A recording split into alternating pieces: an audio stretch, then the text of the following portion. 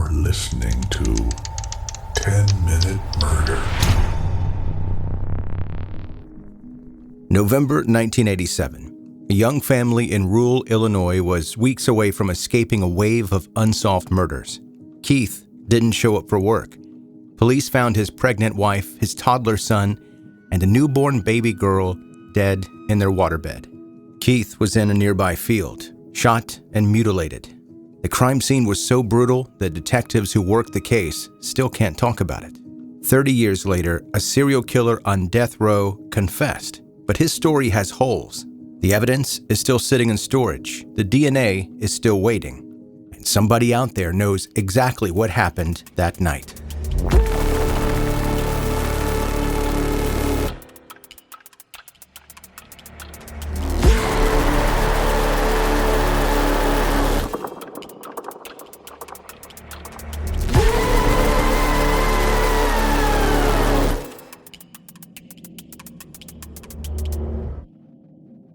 Keith and Elaine Dardeen were planning their escape. They lived in a mobile home just outside of Ina, Illinois, population 460. It's the kind of place where you know your neighbors, where kids ride bikes until dark, where people leave their doors unlocked. At least, they used to. Something had changed in southern Illinois. Between 1985 and late 1987, at least 10 people had been murdered across Jefferson and Franklin counties. Could have been 15. Nobody really knew. The cases stayed unsolved. Local police had leads that went nowhere. Fear started creeping into conversations at the grocery store, at church, at the water plant where Keith worked. Keith felt it deeply. People close to him said he talked about the murders, about wanting to get his family out, get somewhere safer. So he and Elaine decided to move back to Mount Carmel, her hometown. They were packing up, making plans, looking forward to a fresh start. Elaine was 7 months pregnant, their second child. They already had 3-year-old Peter, who was excited about becoming a big brother. They'd even picked out names: Casey if the baby was a girl, Ian for a boy. The due date was January 11th, 1988. They had time. They thought they had time. Keith showed up for work every single day. Reliable, steady, the kind of employee supervisors love. He worked at the local water plant, and his shift started at 7 a.m. on November 18th, 1987.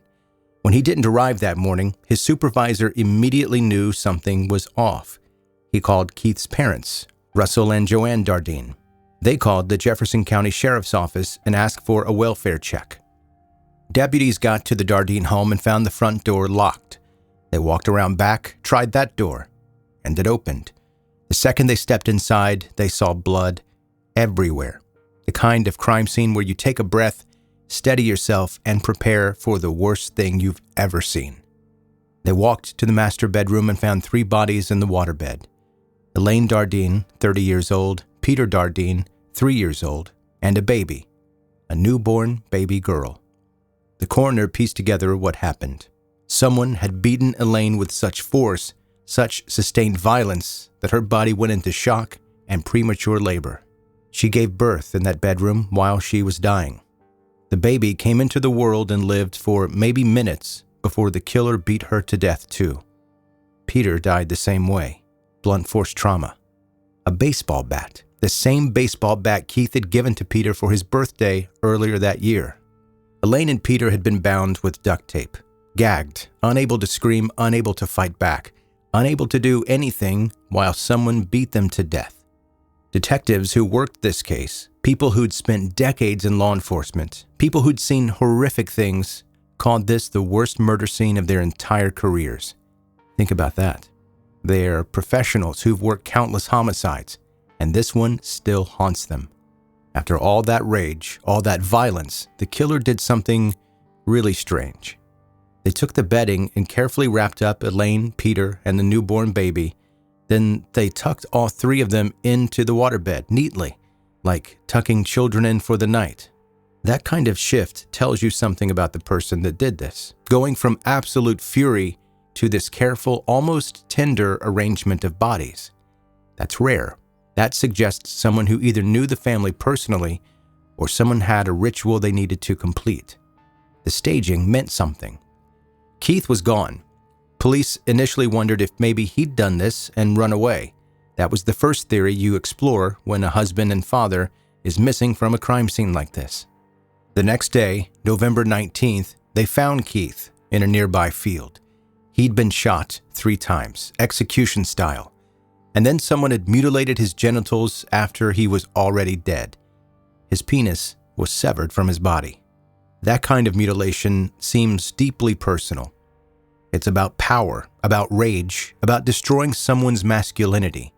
It screams vendetta. Whoever killed Keith wanted him to suffer in a very specific way. They wanted to send a message. The medical examiner determined Keith died within an hour of his family. Everything happened in one compressed window of time. Late on November 17th into the early morning hours of November 18th, one person, or maybe more than one, killed 4 people in less than an hour. Keith's car turned up near the police station in Benton. The killer had driven it there and left it. Blood was spattered inside. The car itself had probably been the place where Keith was shot. Why leave it there? It cleared up the confusion about Keith being a suspect right away. The car sitting there told investigators that Keith was a victim, but it also felt like the killer was playing with them, leaving evidence right where they'd find it, showing off. Jefferson County pulled out all the stops. 30 full-time detectives got assigned to this case. They tracked down more than 1,000 leads. They interviewed over 100 people. They collected about 150 pieces of evidence from the mobile home and sent samples to labs all over the place. They came up empty. The back door had been unlocked. There were signs that the killer came through the back. The front door was locked. Valuables were still there. Cash sitting in plain sight. Jewelry, a video camera. Nothing had been stolen. Police were dealing with a crime that was clearly targeted. Someone had gone to that mobile home specifically to kill the Dardeens. But why? What was the motive? Rumors in a small town spread fast. People started whispering about Satanism, about occult rituals. I mean, it was the 1980s, so satanic panic was alive and real. Investigators looked into that and ruled it out quickly. They also dug into possible drug connections, gambling debts, affairs. None of it panned out. Keith's mother, Joanne, spent years thinking about why someone would do this to her son and his family. In 1997, she shared some theories with investigators. Maybe someone had wanted Keith to sell drugs and he refused. Maybe someone was obsessed with Elaine, tried to pursue her, and she turned him down. Maybe that rejection turned into rage directed at the whole family. Another theory on the table was mistaken identity. Maybe the killer thought the Dardeens were someone else entirely. Maybe they'd gone to the wrong mobile home by accident. The physical evidence pointed to a targeted attack, but the lack of obvious motive meant the case went cold within months. Detectives exhausted every lead they had and came up with nothing. The case sat quiet for years. Then, sometime in the early 2000s, a serial killer on death row in Texas claimed he'd done it. His name was Tommy Lynn Sells. Sells was already convicted of murdering a teenage girl. He was waiting for execution. And he was a talker. He confessed to dozens of murders across the country. Some of those confessions were real. A lot of them were probably lies. Sells had a pattern of inserting himself into famous unsolved cases, changing his story, making things up. He was like Henry Lee Lucas, another serial killer who confessed to hundreds of murders he probably had nothing to do with. But Sells said he killed the Dardeens. His confession included a lot of accurate details, things that had been in newspaper articles, things anyone could have looked up. The stuff that was public knowledge lined up with what he said. The problem came with the details that had never been made public, things only the killer would know. When Illinois investigators dug deeper into his story, they found inconsistencies, facts about the crime scene that Sells got wrong. And he changed his story 3 times about how he'd even met the Dardeen family in the first place. One version, he said he met Keith at a truck stop, or maybe a pool hall. Keith invited him to dinner. Then Keith supposedly propositioned him for a threesome with Elaine. Another version, he saw a for sale sign on the trailer, knocked on the door pretending he wanted to buy it, overpowered Keith, and forced him to bind and gag his own wife and son before driving him to the field. Detectives rejected these claims. They'd investigated every aspect of Keith's life back in 1987. Nothing in their investigation supported anything Sells was saying. Keith had been so protective of his family after a local girl was raped and murdered in May 1987 that he once refused to let a young woman use his phone when she knocked on the door late at night. The idea that he'd invite a stranger home for dinner or that he'd proposition that stranger sexually made absolutely zero sense to anyone that knew him. Illinois investigators wanted to bring Sells to Ina, walk him through the crime scene, see if he could provide information that only the real killer would know. Texas refused. State law prohibited moving death row inmates out of Texas for any reason. That was it. That was the end of the road. The Jefferson County State's attorney declined to file charges based on a confession that had way too many holes and couldn't be properly verified. Tommy Lynn Sells was executed in Texas in 2014. He never came to Illinois. The Dardeen case stayed cold. All that evidence collected in 1987 is still sitting in storage. DNA samples from the victims are preserved and cataloged. Those 150 items from the scene are logged and ready for testing. The killer spent significant time in that mobile home. They beat 3 people to death, moved bodies, wrapped bedding, staged the scene. There's biological material somewhere in that evidence. Skin cells, hair, sweat, blood. Maybe they left something behind. Modern forensic genetic genealogy has cracked cases that seemed impossible. The Golden State Killer, dozens of other cold cases. Investigators can take a DNA profile and match it to distant relatives through genealogy databases, then build family trees that lead straight to a suspect.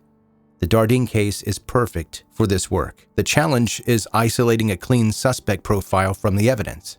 Once that's done, once investigators have one solid genetic profile, they can submit it for analysis. Someone walked into that mobile home on November 17, 1987. Someone who bound a pregnant woman and a toddler with duct tape and beat them to death with a baseball bat. Someone who killed a newborn baby minutes after she was born. Someone who then shot and mutilated Keith Dardeen in a field.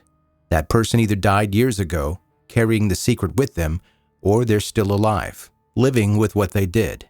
Keith and Elaine were trying to escape. They were weeks away from safety. They almost made it. The science exists. The evidence is there. After 38 years, the Dardeen family deserves answers.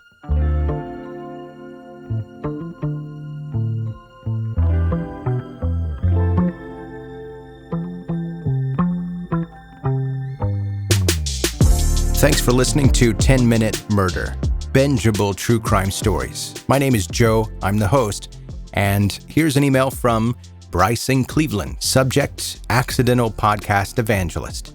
Hello, Joe. I've turned so many people onto your podcast that it's basically my personality now. I bring it up in conversations where it doesn't even fit. Oh, you like iced coffee? That reminds me of this murder I heard Joe talking about. Do you ever get recognized or hear stories of fans going overboard spreading the word? And again, that's Bryce in Cleveland. And Bryce, I tell you, no. The limit does not exist. I don't think there's an overboard. Now, obviously, I'm biased because I really do hope that all of you are sharing this podcast with everyone that you know, in whatever way that you feel comfortable to do that. Now, I've seen some pretty extreme measures to do that. Some people have gotten tattoos, 10-minute murder tattoos. That's cool.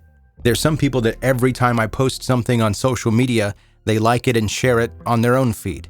And that's fantastic. I notice it every time you do that, and it makes me smile because it lets me know that you are enjoying the thing that I'm putting all this time and effort into creating, and you're sharing it with the people that you know.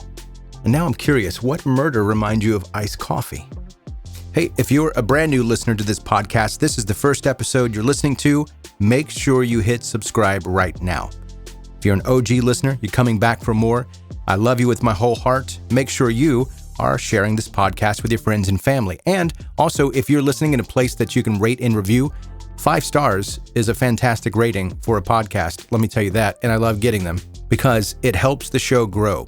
Like, let's say you are looking for a new thing to listen to, and there are reviews. If the reviews on that thing suck, you're probably not going to waste your time, right? But if the reviews are positive, you're probably going to check it out. I know that sounds elementary, but that's how much it helps when you rate and review this show. You could be the difference between someone deciding to pass on it or to give it a listen. If you want to learn more about the podcast, go to 10minutemurder.com, check out the blog, sign up for the newsletter, and you can also email me, just like Bryce from Cleveland. That's going to do it. That is your episode for today. Thanks again for listening, and I'll see you next time.